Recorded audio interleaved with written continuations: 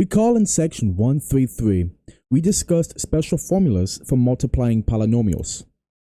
One of those special formulas was the square of a binomial, that is x plus y squared equals x squared plus 2xy plus y squared. Our focus today is to quickly talk about the trinomial. It will be a shorter video. A trinomial of this form has a special name.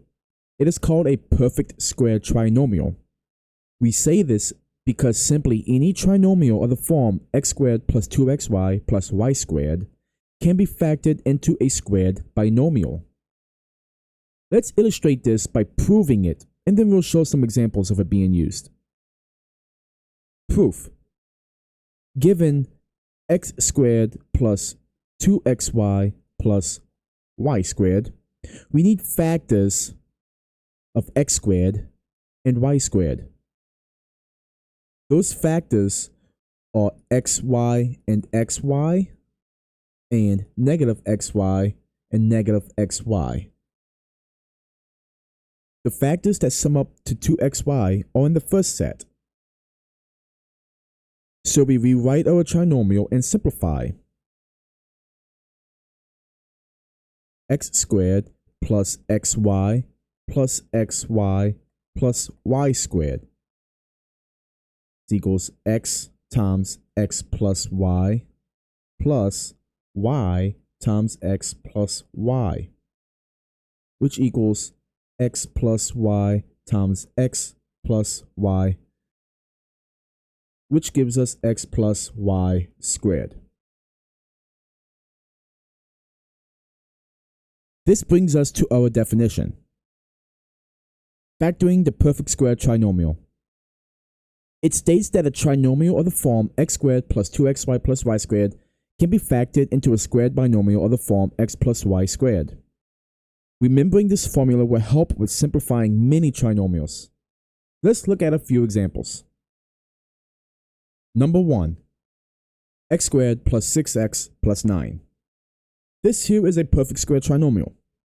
We can recognize this because the first and third terms are perfect squares, and the second term is the product of the roots times 2. Therefore, our trinomial can be factored as x plus 3 squared. You can easily check your answers by using FOIL or the special product rules. Number 2. X squared minus 10x plus 25. Our second term is negative, so we know one of our roots, either from the first or third term, will be negative. The first term also has a coefficient of 1, so we know our binomial will look like this: x minus some number squared. The root of the third term will contribute to our second term in the squared binomial. We know that the square root of 25 equals 5. But remember our negative second term.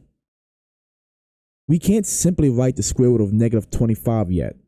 We haven't covered that situation. But remember what happens when you square a squared root. If we do that, we'll get plus or minus 5. So we know our root will be either positive or negative. And since our second term in our trinomial is negative, we know our trinomial will be factored as x minus 5 squared. Number 3.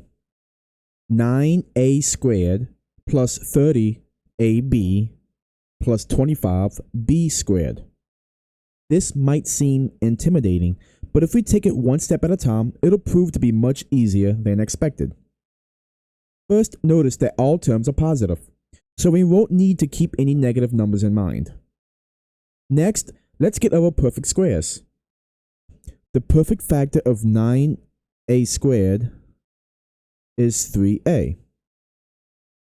And the perfect factor of 25b squared is 5b. So now, let's use a substitution technique. Let 3a equal x and 5b equals y. So now if we rewrite our trinomial, it looks like x squared plus 30ab plus y squared. Wow, check that out. This looks very close to our definition. Let's analyze the second term.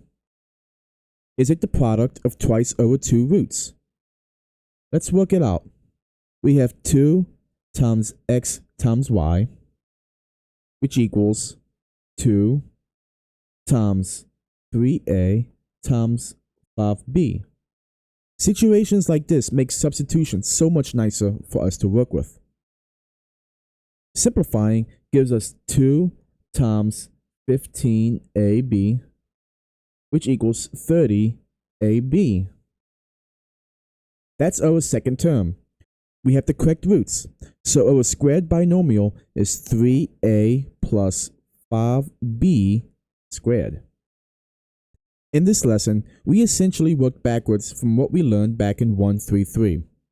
While it might not seem like it now, but sometimes one form is better to have than the other form. It all depends on the situation that arises when solving and simplifying equations. The next lesson will be just a little bit more difficult as we'll learn how to factor the sum and difference of two cubes. So stay tuned.